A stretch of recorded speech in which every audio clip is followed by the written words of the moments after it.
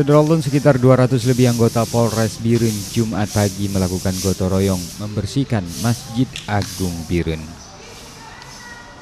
Membawa serta cangkul, sapu, dan perlengkapan kebersihan lainnya, personil kepolisian ini memulai kegiatan itu sejak pukul 8 pagi.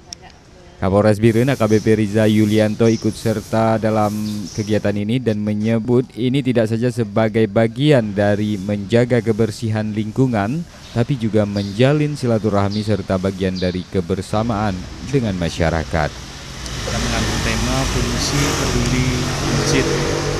Jadi kemarin beberapa waktu yang lalu kita sudah melaksanakan pembersihan Pantai Jangka dan Pantai Kuala.